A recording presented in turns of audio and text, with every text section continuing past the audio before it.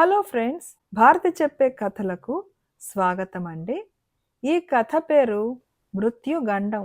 పుష్కర నగరంలో రామశాస్త్రి అనే గొప్ప జ్యోతిష్ శాస్త్ర పండితుడుండేవాడు. ఆయన చెప్పిన మాట అక్షరాలా జరిగిపోతుందని అంతా చెప్పుకునేవారు. ఆయన ఖ్యాతి క్రమంగా రాజు దాకా పోయింది. రాజు రామశాస్త్రికి కబురు పెట్టాడు. మహారాజు వినయసేనుడికి 60 ఏళ్లు నిండినయి. అయినప్పటికీ ఆయన దృఢంగా ఆరోగ్యంగానే ఉన్నాడు. ఆయనకు లేక లేక కలిగినవాడు సూర్యసేనుడు. ఇప్పుడు అతడి వయసు 20 సంవత్సరాలు. కొడుక్కు పట్టాభిషేకం చేసి తాను విశ్రాంతి తీసుకోవాలని రాజు ఆలోచన. కాని రాజుకు 100 ఏళ్ల ఆయుర్దాయం ఉన్నదని, రాజ్యభారం స్వీకరించడానికి సూర్యసేనుడికి ఇంకా వయసు చాలదని ఆస్థాన జ్యోతిష్కులు అభిప్రాయపడుతున్నారు. అయితే వినయసేనుడికి ఇటీవలనే ఒక కొత్త విశేషం తెలిసింది. యువరాజు సూర్యసేనుడికి విలాస జీవితం పైన మోజుగా ఉంటున్నది. అతడికిప్పట్లో రాజ్యభారం వహించాలని లేదు. అందువల్ల అతడు ఆస్థాన జ్యోతిష్కులపై ఒత్తిడి తీసుకువచ్చి తనకు కావలసిన విధంగా తండ్రికి చెప్పించాడు. ఈ పరిస్థితుల్లో జ్యోతిష్కులను నమ్మాలో నమ్మకూడదో రాజుకు తెలియటం లేదు.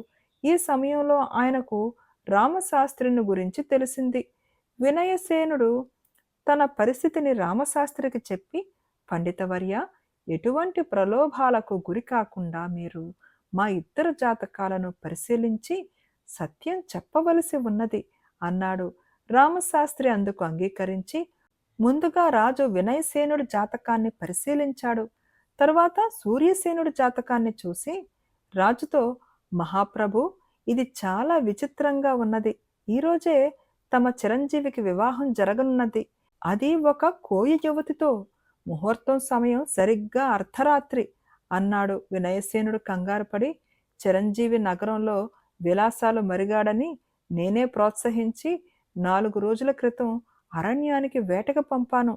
మీరు చెప్పేది నిజమైతే ఈ వివాహాన్ని తప్పక ఆపవలసి ఉన్నది అని అన్నాడు. తక్షణమే ప్రయత్నించండి ప్రభు అన్నాడు రామశాస్త్రి. రాజు స్వయంగా అరణ్యానికి బయలుదేరాడు. అయితే ప్రయాణానికి ఎన్నో అవాంతరాలు కలిగాయి. దారిలో ఒకచోట బందిపోటు దొంగలను ఎదుర్కోవలసి వచ్చింది. హఠాత్తుగా గుర్రం జబ్బు పడింది. ఈ కారణాల వల్ల రాజు అర్ధరాత్రి సమయం దాటిన తర్వాతే యువరాజును కలుసుకోగలిగాడు. అప్పటికే ఒక కోయపిల్లతో యువరాజుకు వివాహం జరిగిపోయింది. ఆ రాజవంశం వివాహ వ్యవస్థను ఎంతగానో గౌరవిస్తుంది. వివాహం జరిగిపోయింది కాబట్టి వినయసేనుడికి ఆ కోయపిల్లను కోడలుగాను, భావి మహారాణిగాను అంగీకరించక తప్పలేదు. తన వివాహం గురించి ముందుగా తండ్రికి ఎలా తెలిసిందని సూర్యసేనుడు ఆశ్చర్యపడ్డాడు. సేవకులు అతడికి రామశాస్త్రి గురించి చెప్పారు.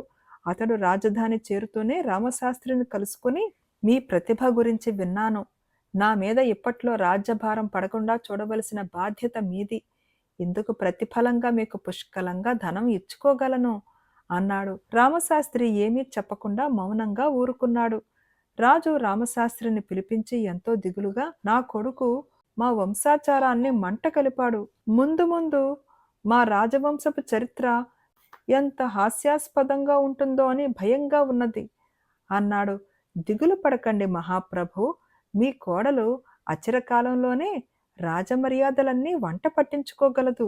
ఆమె కారణంగానే మీ చిరంజీవి మీ వంశానికి గొప్ప కీర్తి తీసుకురాగలడు.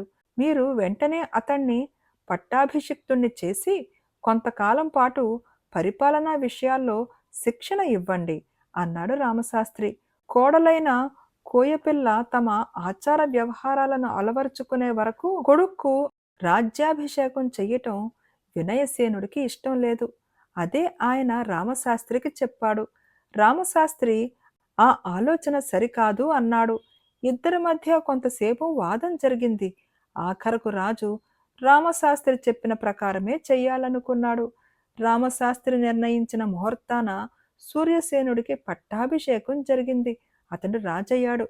రాజు కాగానే సూర్యసేనుడు రామశాస్త్రిని పిలిపించి, వివాహం కాగానే నేను కొంతకాలం హాయిగా వినోదయాత్రలు చేస్తూ కాలం గడపాలనుకున్నాను. నీ కారణంగానే నాకు అవకాశం లేకుండా పోయింది. ఇందుకు నీ సంజాయిషి ఏమిటి అని అడిగాడు. మీ తండ్రికి 1 సంవత్సరంలో ఆయువు తీరనున్నది. సింహాసనం మీద ఉండగా కొంతకాలమైనా మీకు ఆయన సలహా లభిస్తుందని అలా చేశాను అన్నాడు రామశాస్త్రి. అన్నీ మీరు చెప్పినట్లే జరగటానికి మీరేమైనా భగవంతుడా? మీ మూర్ఖత్వం కారణంగా నా జీవితం సంతోషానికి దూరమయ్యింది. మీకు అదే గతి పట్టిస్తాను అంటూ సూర్యసేనుడు రామశాస్త్రికి కారాగార శిక్ష విధించాడు. ఈ విషయమై తండ్రి వినయసేనుడు ఎంత చెప్పినా అతడు వినలేదు. అప్పుడు వినయసేనుడు కారాగారానికి పోయి రామశాస్త్రిని కలుసుకొని, తలుచుకుంటే నేనిప్పుడు మిమ్మల్ని విడిపించగలను. కానీ చిరంజీవి నొచ్చుకుంటాడు. నన్నేం చేయమంటారు అని అడిగాడు. ప్రభూ, ఈ సమయంలో నాకు కారాగార యోగం ఉన్నది. రాజాశ్రయం వల్ల ఆ బాధ తొలగిపోతుంది అనుకున్నాను. నా గురించి మీరు విచారించకండి. త్వరలోనే మీకు మృత్యుగండమున్నది. ఆ విషయమై తగు జాగ్రత్తలో ఉండండి అని హెచ్చరించాడు రామశాస్త్రి. వినయసేనుడు కుమారుణ్ణి కలుసుకొని, నీ ధోరణి నాకేమీ నచ్చలేదు. రామశాస్త్రి మహాపండితుడు. ఆయన నీ వివాహ కాలం గురించి చెబితేనే దాన్ని ఆపడానికి నేను బయలుదేరి అరణ్యానికి వచ్చాను. నీ భార్య కారణంగా మన వంశానికి గొప్ప పేరు వస్తుందని ఆయన చెప్పాడు. అందువల్లనే కోడలంటే నాకు చాలా అభిమానం. ఇప్పుడు నాకు మృత్యుగండం ఉన్నదని నిన్ను పట్టాభిషిక్తుణ్ణి చెయ్యమన్నాడు. ఆయన జ్యోతిశాస్త్రాన్ని నమ్ముకున్నాడు తప్పితే చేసిన తప్పేమీ లేదు అని అన్నాడు. తండ్రి మాటలకు సూర్యసేనుడు, నేను జ్యోతిష్యాన్ని నమ్మను. ఆయన గొప్పతనం రుజువైతే తప్పక ఆయన్ని వదిలిపెడతాను. రుజువు కాని పక్షంలో ఆయన్ని శాశ్వతంగా కారాగారంలో ఉంచుతాను అని తండ్రికి ప్రత్యేకమైన రక్షణ ఏర్పాట్లన్నీ చేశాడు. కొద్ది రోజుల తర్వాత రామశాస్త్రి చెప్పిన మృత్యుగండపు దినం రానే వచ్చింది.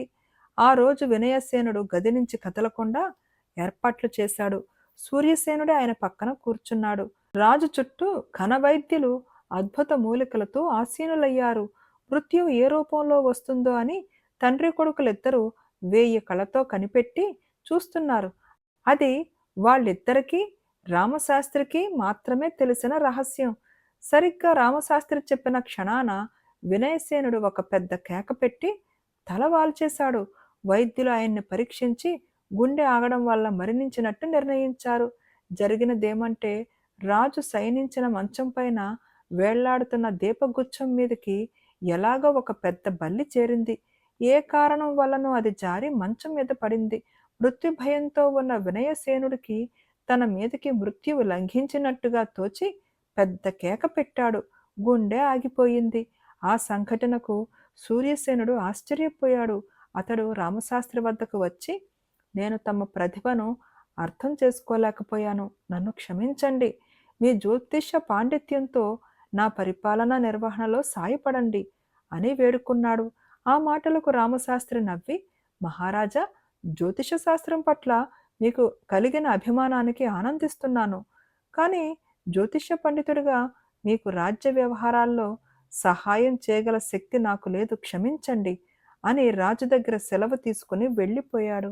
బేతాళుడు ఈ కథ చెప్పి, రాజా, రామశాస్త్రిని గురించి నాకు అనేక సందేహాలు కలుగుతున్నవి. అతడు రాజాదరణను తిరస్కరించడం పెద్ద పొరపాటని నేను అనుకుంటున్నాను. మొదట్లో జ్యోతిష్యాన్ని ఏమాత్రం నమ్మని రాజు సూర్యసేనుడు ఇప్పుడు దాని పట్ల ఎంతో గౌరవాన్ని కనపరిచాడు. ఒకప్పుడు తాను కారాగారంలో పెట్టించిన వ్యక్తినే తనకు పరిపాలనా వ్యవహారాల్లో సాయపడమని కోరాడు. అలాంటప్పుడు జ్యోతిష పండితుడిగా తను రాజుకు సాయపడలేను అని రామశాస్త్రి అనడం అబద్ధం కాదా? ఈ సందేహానికి సమాధానం తెలిసి కూడా చెప్పకపోయావో నీ తల పగులుతుందని అన్నాడు. ఫ్రెండ్స్, దీనికి ఆన్సర్ ఏమై ఉంటుందో మీరు ఆలోచించండి. ఇప్పుడు నేను జవాబు చదివి వినిపిస్తున్నానండి.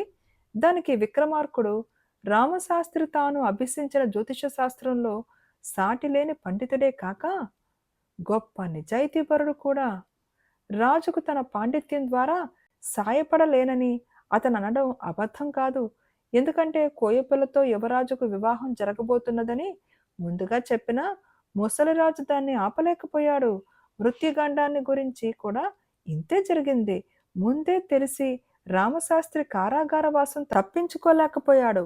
ఈ కారణాల వల్ల జరగవలసిన దాన్ని ముందు ఎరిగి తప్పించుకోలేనప్పుడు జ్యోతిష్యం వల్ల ప్రయోజనం ఏమిటి అన్న జిజ్ఞాసలో పడ్డాడు రామశాస్త్రి. అందుకే అతడు రాజాదరణను తిరస్కరించాడు అని అన్నాడు.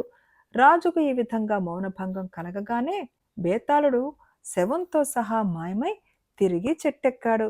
ఫ్రెండ్స్, ఈ కథ నచ్చిందా అండి? నచ్చితే తప్పకుండా లైక్ చేయండి, షేర్ చేయండి అండ్ ప్లీజ్ కామెంట్ కూడా పెట్టండి. హైప్ బటన్ ప్రెస్ చేయడం మర్చిపోకండి. Thank you.